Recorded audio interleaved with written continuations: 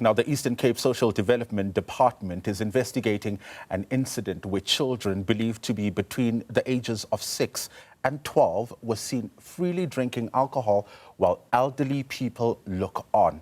In the video, which has been widely shared online, one of the children is heard boastfully questioning why they should not be drinking alcohol, saying it is Christmas.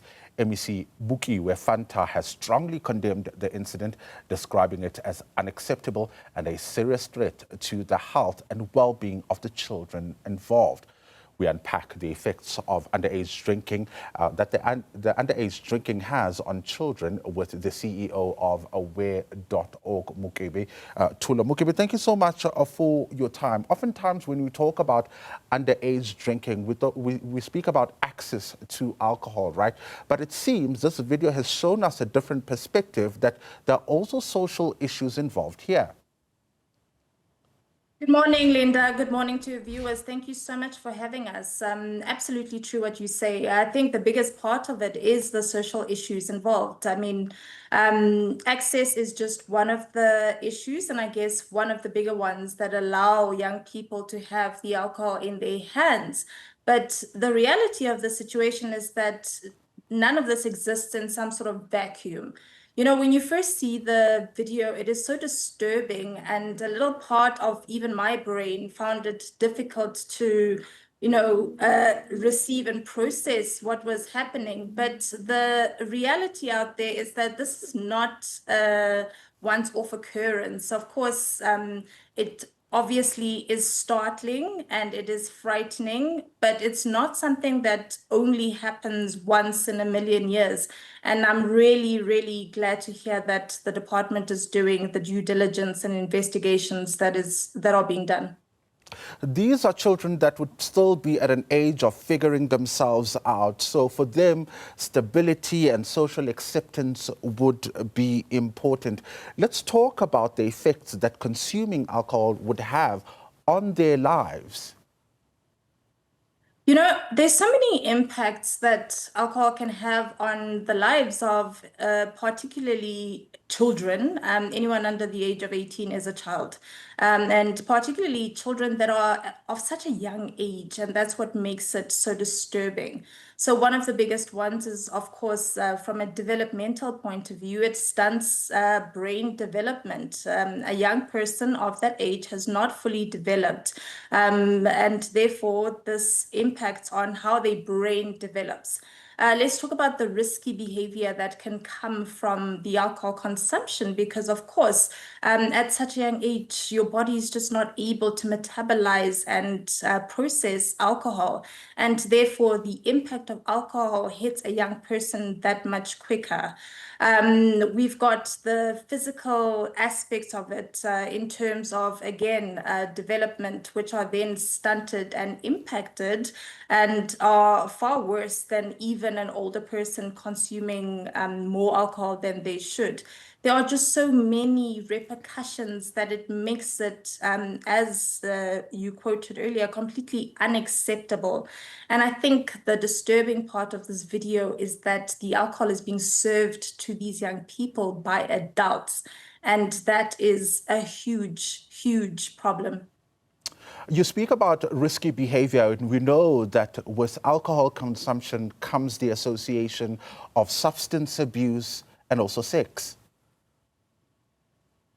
There are very many repercussions, and I mean, it's not just of young people, but it's of particularly young people. So at Aware.org, we deal with specifically 3 pillars. The biggest one is no to under 18 drinking. The second one is road safety. And the third one is the prevention or eradication of FASD, which is fetal alcohol spectrum disorder. And so even when we speak about such matters, there's so many intersections when it comes to all of these ills when they come to play. So if a young person is, for example, consuming alcohol, the risky behavior comes into play. And that's when they start having, for example, unsafe sex. That's just one example. That's when a young person that falls pregnant continues to consume alcohol, sometimes because they don't know that they are in fact carrying a child, sometimes because, it's their coping mechanism. And then, of course, the child that is born from there is firstly affected. Then we look at, things such as, the off span of all of those other things that might happen. So young people walking around in the street and putting themselves in dangerous situations, or even getting behind the wheel of a car, putting themselves in dangerous situations. There's just so many potential consequences of this ill that it is something that we have to address, and address very severely. And often, when we speak about this on a globular basis, we start to sometimes shift into the sort of blame game. And we can see through videos such as this that that doesn't work. It's not any individual sector that can help. So you can't, in this regard, blame, for example, the traders. You can't blame the sellers of even the alcohol. It is a whole of society problem and has to be addressed as that. South Africa has a long history when it comes to addressing, drinking laws and regulating that particular space. There's even been bills proposed, but also conversations around raising the legal drinking age to 21. When we look at this kind of context where adults seem to be involved, do you think those kind of bills could be of assistance? I think that any bill that comes into practice has to be well thought out, and there has to be a great deal of discussion, having the right people around the table. But if you look at a situation like this, whether the drinking age limit had been 15 or 16 or 30, that's not the basis of why this is happening. That, for me, it's about the behavior. It's about the underlying reasons about why this consumption is happening. I think that as a country, we have so many protective laws, and we've got such a great legal framework, but it's about it coming into being, making sure that the legal framework is followed. And in a case where parents and adults are abdicating their responsibilities to God knows who, then I'm not sure how changing the age limit, would have saved or changed anything in this particular situation. Do we know how widespread this problem is, particularly when you look at townships and underdeveloped areas? I think that a lot of the time, and I will address the second part of it too, in, I guess, one. A lot of the time we look at the as a problem of either or peri-urban areas, or even rural areas, and poor areas, really, or previously disadvantaged areas. And it is for a great part, a big part of the problem in those communities, but it is a problem across the board. And in this case, it is so in your face that it is stunning for us to be able to see. But if you consider it in a different background, for example, where it is this family braai, for example, in this beautiful urban area where adults are, for example, having some sort of celebration, and they are allowing the younger kids to consume alcohol, it's very much the same thing. It's illegal to serve anyone under the age of 18 alcohol, not just in terms of purchasing or sale. It's illegal to serve under 18s alcohol. Let's talk about the balance now. I understand that there are also health concerns here, but those who are in liquor trading will talk about the economic impact that putting stringent measures on this industry would have on them. How do we balance the health benefits as well as the economic benefits?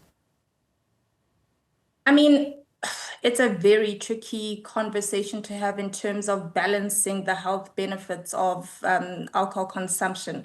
But I think that we can look at both interests at the same time. And I think that a lot of work has been done specifically by the traders in terms of keeping their side of the street clean.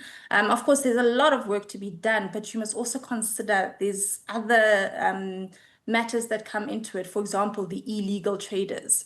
What do we do with those? We need to manage and eradicate the illegal traders. So the buck doesn't stop at the traders. It stops at the liquor boards. It stops at the South African police services. It stops at the communities that allow these establishments to thrive, the communities that give these people money to serve them alcohol, whether they are legal or not. So it doesn't have to be sort of swapping lives for money. We can look at both interests and be responsible about the sale of alcohol. And if a person is of age and is of a consenting age, that is a different story altogether. But it's completely unacceptable to serve alcohol to under 18s under any circumstances. Let's talk about the role that communities can play here, because it really does take a village to raise a child, doesn't it? It does. And it doesn't matter whether we're talking about, a village where it's blood relations or we're talking about a village in which I live. And we call it an all of society solution and all of society problem, because each of us has a role to play in this domino effect. If I turn a blind eye, even though I see a young person consuming or even trying to purchase alcohol, then I'm part of the problem. If I'm either a parent or an aunt or whatever the case is, and I watch my children, sneak a sip or two of alcohol, and I don't have a conversation with them, then I'm part of the problem. If I'm a seller and I'm selling alcohol to young people, people under the age of 18, and I know or I suspect that they're under 18, and I don't ask for any sort of proof of identity, that is problematic. So each of us has to play our individual roles. You don't have to be connected to this person. You don't have to have any sort of blood ties or relations. And we're not, again, saying anyone must put themselves in any sort of dangerous situations when it comes to this. But it takes all of us to ensure that this behavior does not win out. The two leading causes of underage drinking are, number one, peer pressure. Number two is family role modeling. And I think this video is an exact example of this role modeling and what it looks like when it goes absolutely wrong. And how do we then also, from an outside perspective, start to redirect the attention of young people? I mean, back in the days, we used to have recreational centers, but they are no longer there. So children, have access to all of these things. So, we run a number of programs throughout the year in communities and schools, and we know that recreational programs work. We know that schools programs work. So how do we start then lobbying and being allies of young people to ensure that such exists? It means that we need to hold our governments, our communities responsible for the things that they promise. It means that we have to, for example, vote in the right people. It means that where there's a good message to be spread, we have to be a part of the people that are spreading the good message rather than the people that are spreading the bad message. It means something as simple as being the person to be the good example rather than the bad example. And it's easy things sometimes. Sometimes it's just, spreading a good social media post with a positive message. And as a way, we try to come to it or in the direction of not a place of judgment, because of course we've got all of these challenges, past and present, but it's about trying to meet young people where they are and trying to understand and meet our country where it is. So, looking at social media platforms and other digital platforms, we've got our Makers of Tomorrow chats where we go into the streets and chat to young people. We've got this integration with one of the shows on SABC where we integrate the conversation. But it's also about the adults having the intergenerational conversations with the young people to say, hey, listen, What are your thoughts on this? What experiences have you had? I am here for you if you need me. And here are some resources that you can find. There are definitely so many resources and even positive role models, but it's about us being able to redirect young people. Just as they see the negative messaging, they're also able to see the positive messaging, and we have to be a part of that. That's just the reality of it. Mokebe Thulo, thank you very much for your time.